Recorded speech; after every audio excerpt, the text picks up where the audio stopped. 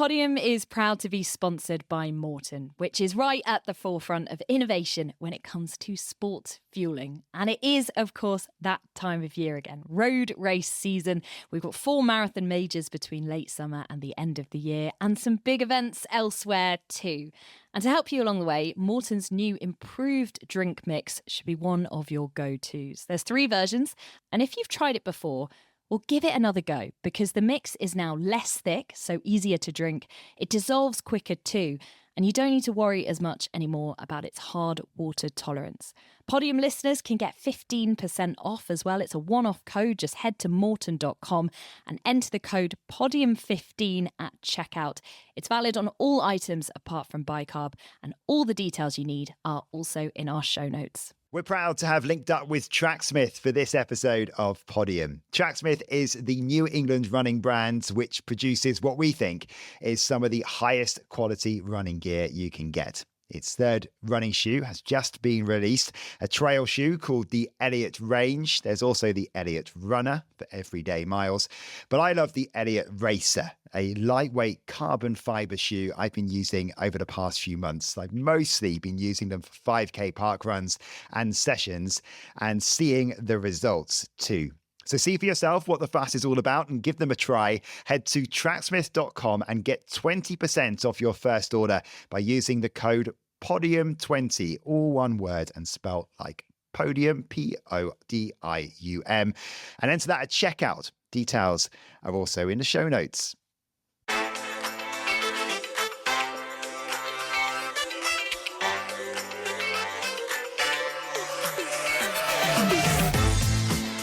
Hi everyone, day 8 at the World Athletics Championships 2025 in Tokyo, the penultimate day of competition. Katie has started this podcast with a massive yawn, which kind of shows where we're all at, I think, at the end. No, doesn't yawn's adrenaline, isn't it? It means I'm really pumped and ready to go. Can you hear it in my voice?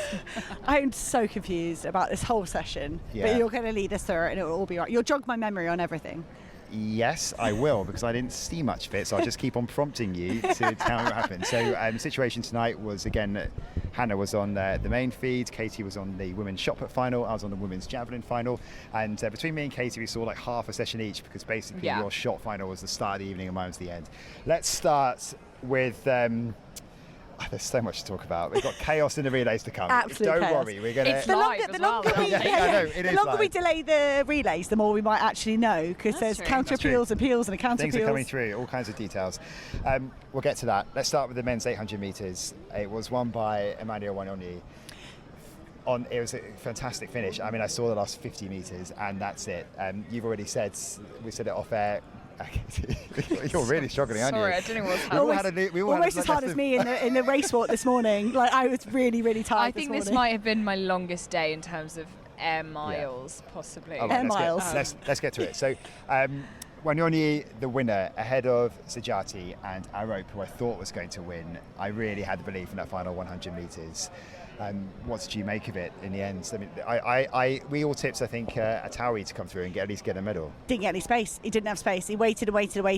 Bergen was where Atawi wanted to be, and then Bergen tried to move. It was just a mess for Bergen, and Atawi didn't get the best positioning, and that's where Sajati, who ended up with the silver medal, he was the only one that positioned himself well for a late surge. But Arope, I think that really suited him. I don't think we would have seen Marco Arope on the podium had Wanyonyi not made it as quick. But Wanyonyi, obscene. Like, gun to tape from Wanyonyi. Championship record. Takes Donovan Brazier's championship record. Results. Look at all those marks there. Championship records, season's best, national records, personal bests, all the way down to... Well, it's only Masalena who hasn't achieved anything new. Yeah, and it's still 142. I didn't have time to compare it to Paris, like whether it was faster than Paris.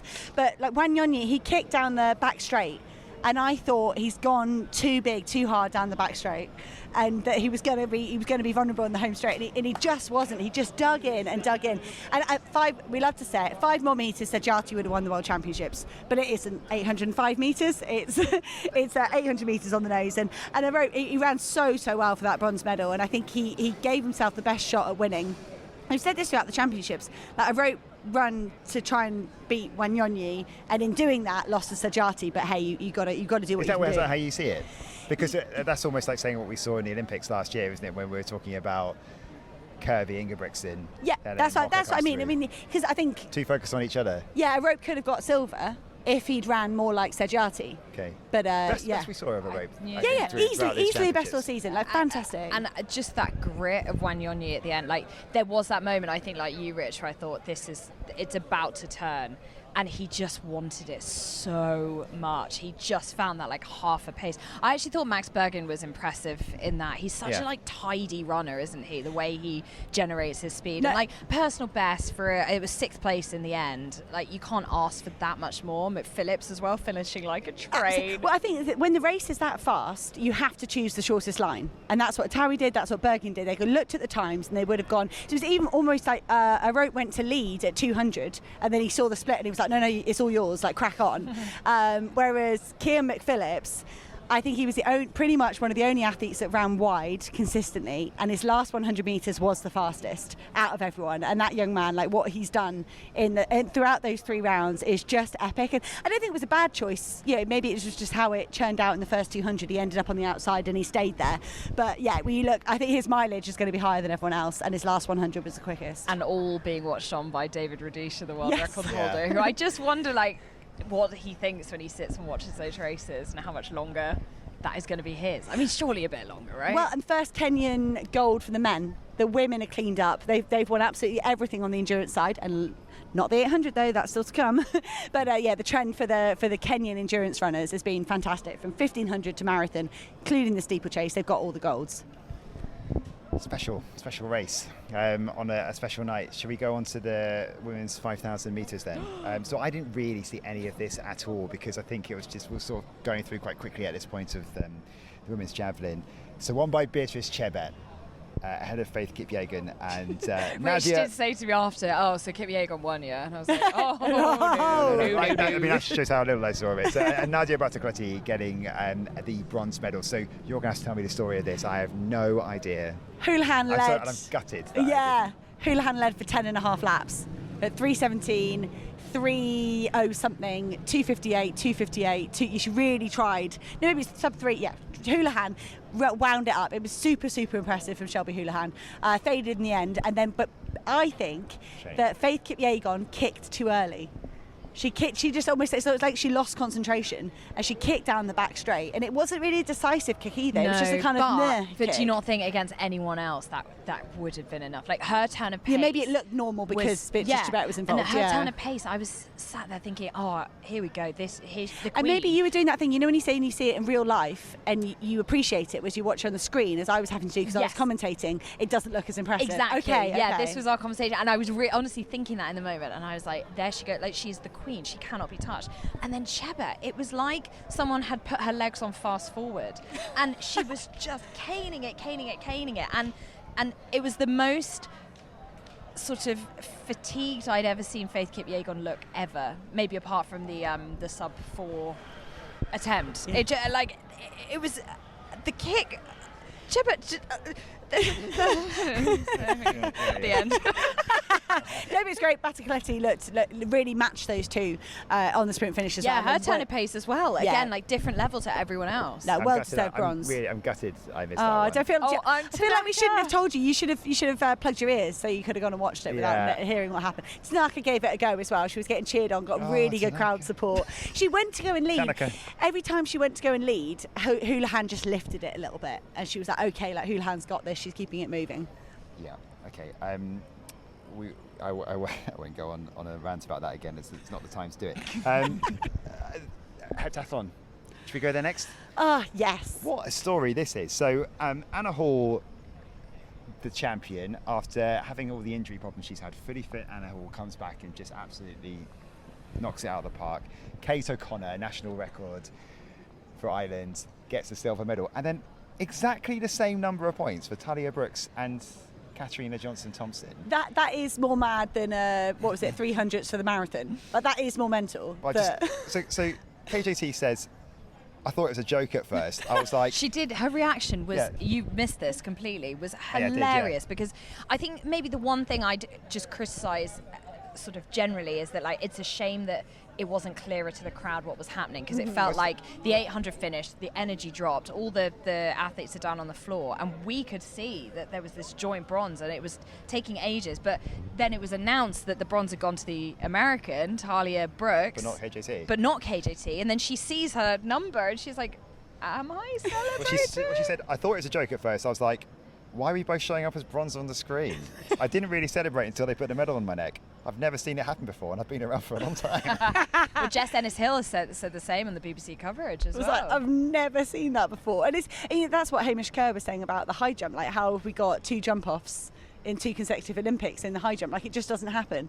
But I think, I felt like Talia Brooks and KJT both deserved a medal. So it was just fitting that they both get the bronze. But Kate O'Connor, bloody hell. Wow, her javelin. Her year. Okay, fine. Like her year. And I think she performed out of her skin. I thought she could probably match what she'd already done this year and maybe sneak a bronze. But to come here and just the look on her face every time she ran a PB, all the way through to 2:09 in that 800, was just ridiculous. And I told the story on air, but there's a lovely interview from indoors where her dad crashes the interview on Irish TV because he just can't. He's their coach, Michael O'Connor is their coach, and he just went on the camera and he said, if there's any young women in Ireland that want to do heptathlon, come and train with my daughter. She does everything on her own. She works so hard. We want to inspire the next young athletes, and I want my daughter to have some more people to train with. And it was just the most beautiful thing, and they've carried it all the way through to world silver. First medal for Ireland on the track since Sonia O'Sullivan in 1995, where she got a gold. They had some Rob Heffernan race walking golds medals and the like, but Kate O'Connor, just awesome. Can I just finish by talking about KJT? Again, from the British point of view, I think she's been asked about, how long do you keep on going?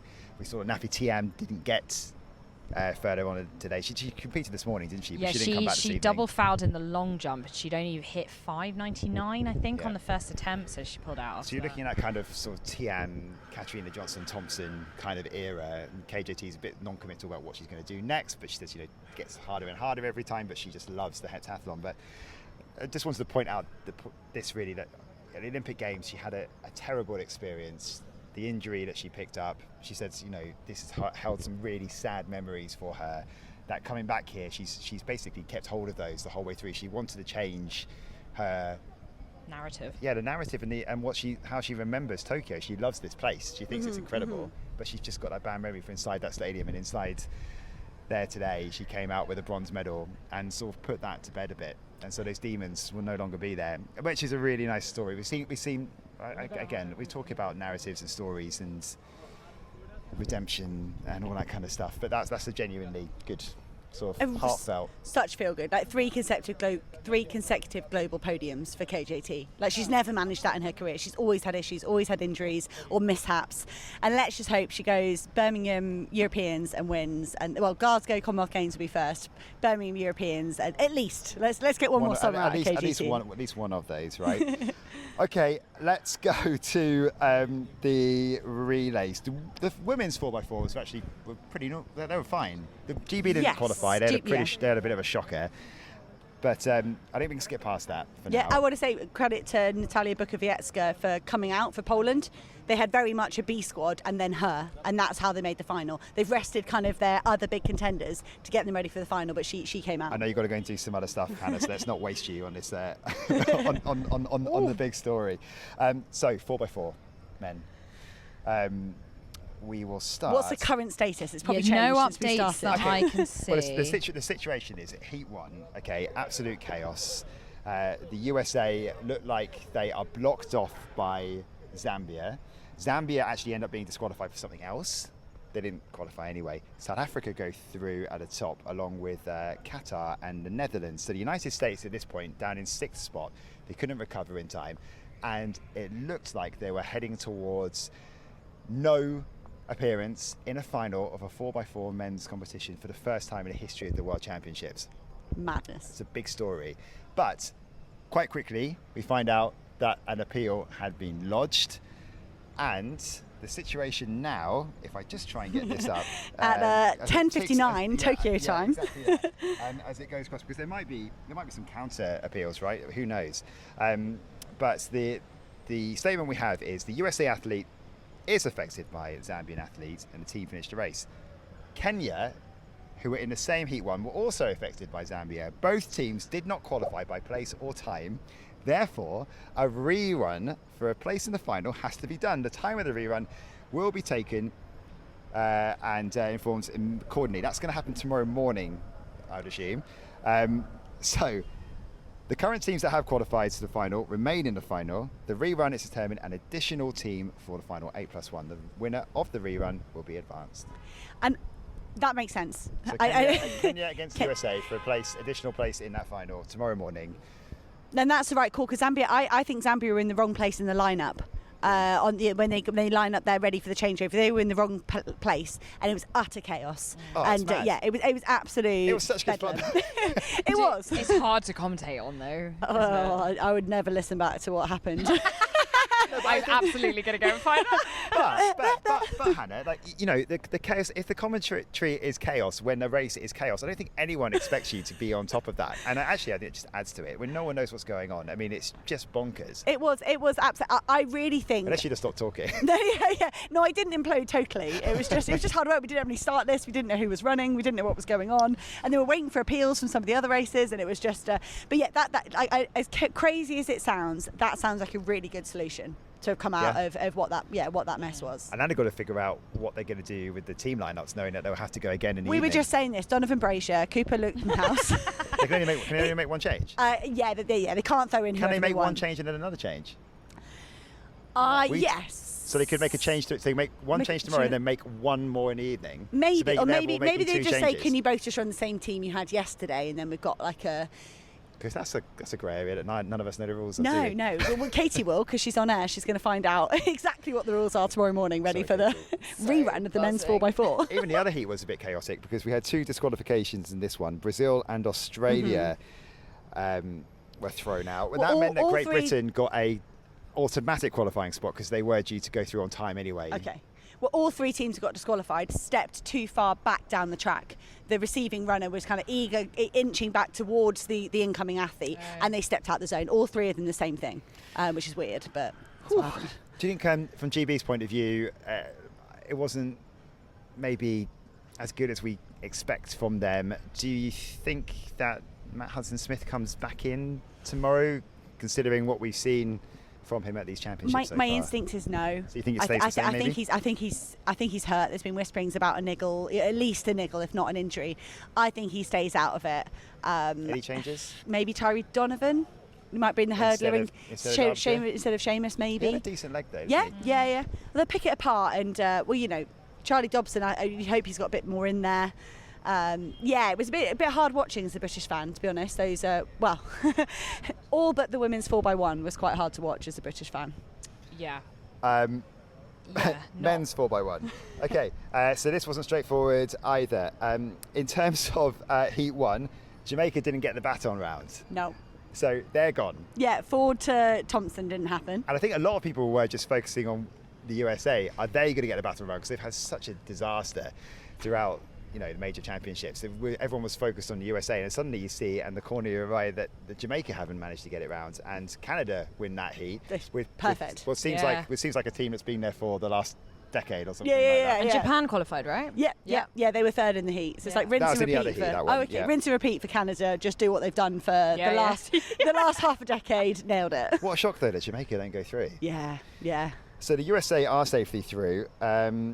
But there's issues in the other heat. Okay, so going through automatically, Ghana, the Netherlands and Japan.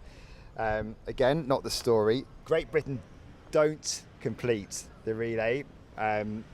Eugene Amadadzi, the world's fastest accountant, didn't calculate right today. And he went off a little bit too early. Joke. That was the reason why they didn't go through. South Africa didn't finish the race either. But right, let's get another statement up, shall we? There's going to be another rerun. So we're going to have two reruns tomorrow. Now tomorrow is just going to be South Africa on their own. So this statement says the South African athlete is affected by the Italian athlete, and the team did not finish the race. The team to rerun by qualified time. I hate these are worded. They don't even make sense. I have to decipher them at the same time. Anyway, short story. South Africa will run on their own in one lane to try and qualify by time for the final in the evening. Which is just by its nature hilarious. yeah. No, it is. But again, the right thing. Sean Maswangana was really impeded by Marcel Jacobs. And Italy put in a protest too, and they were obviously thinking that South Africa got in their way instead. So, but that was rejected. So Italy, their campaign is over. Yes. Yeah. Okie doke. Ghana looked good. Ghana did look good. Ghana looked great from lane 2. Yeah, like Dream Richards. Very quickly, let's do some field finals. Katie, first of all, you were on the women's shot.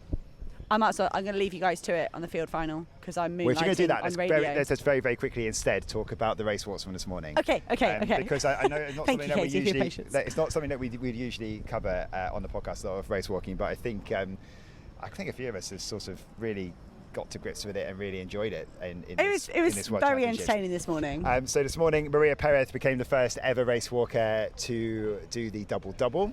And the forever champion now, because the 20k distance is disappearing. And the same with the 35k. So then we're changing those distances now to the half and the full marathon instead. But Maria Perez, man or woman, no one's ever done it. Not only just at the World Championships, but at the Olympics, which just shows what a class stud she was. And again, she just increased the pace, and no one could live with her. And Japan got another medal, which was great to see. Only just because there was it Paula Torres? Yeah, Paula Torres again. On the line. But just holding on for a medal. So that's what happened in the women's race. But the men's race was a lot more dramatic, a lot more twists and turns. And in this, big disappointment for Japan. And it's a shame that unless they can do something in the relays tomorrow, Japan aren't going to come away with this with a gold medal, and we thought that would be the case because Toshikazu Yamanishi, who had not been beaten this season, is the world record holder. Big hopes after Kitaguchi didn't get through to the final of the women's javelin. It's a big shame that Japan aren't going to win a medal here. It's been a bit unlucky for them, isn't it? A gold medal, yeah. So he got the 3 red cards next to his name with 18 kilometres raced, I think. And I think within about it's like 2 a lap, or 3 minutes. It was within a lap. That felt quite chaotic, and then suddenly he serves a 2-minute penalty, and that's completely medal chances over out of any colour. Yeah, he just went. I think he felt like he needed to push the pace and go for something, but he just gave it a little bit too much. And that's what I was super impressed with the Spanish guy, Paul McGrath. I've been told there shouldn't apparently there shouldn't even be an F. According No, he says it. Oh, he says it. All right. McGrath. Triple check. You can tell Andrew Cotter he's wrong. I'm too scared. Okay, well, fine. But he actually says it. He actually says it. They haven't got the resource. But he said, I know in back home, like Ireland or wherever, Irish you wouldn't grandparents. say it. Irish grandparents. But he was like, we say McGrath. So okay, well, McGrath. Perfect. It sounds quite Spanish, doesn't because it? He went bursting into the lead when the Japanese athlete got disqualified. The Spaniard went for a big Maria Perez push, and picked up 2 red cards very quickly. So then he just the peace of mind, the maturity, the calmness, just shut to go. If I get this wrong, I get nothing. Yeah. And he just shut it down and walked really sensibly for the bronze. I was super impressed by that. So it's Kai Bonfim, the Brazilian, who came through and said, and he's been a fixture at World Championships and Olympic Games for a long time, and has come close to a gold medal before, and just kept on finding. He looked like dead and buried, and kept on finding some sort of. Yeah, some second wind, yeah, 8th wind. Yeah. What's going on there? Yeah, he was absolutely unstoppable. Anyway, a good example of why you can never count anyone else out of an endurance race. You can't just assume that they're done. We would love to see Evan Dunphy in that as well, right? Yeah, so I think Evan Dunphy was a grade 2 tear from the 35-kilometre race, but he would have walked similarly, I think, to Bonfim. Yeah, they would have done it together, and it would have been très dramatic. Yeah. That wasn't me trying to do Canadian French. That was just me saying something. Would it not be? So, do they say tres in Canada instead of tray? Well, that's what I mean. I'm just doing pig Très French. dramatique. Yeah, all right, I'll show off. And luckily for English-speaking radio. Yeah, au revoir. Au revoir. Ciao. Ciao. Okay, let's just finish off with these field finals then. The shot put. Yeah, won by Jessica Schilder in the end of the Netherlands. Final throw. It was pretty underwhelming actually until that final round. Well, we had Weshi of New Zealand had pulled out the only throw over 20 metres in her first round, and I think that it seemed to shock a few of them because Chase Jackson and Sarah Mitten had all been quite well matched throughout, and they were getting nowhere near the 20-metre line.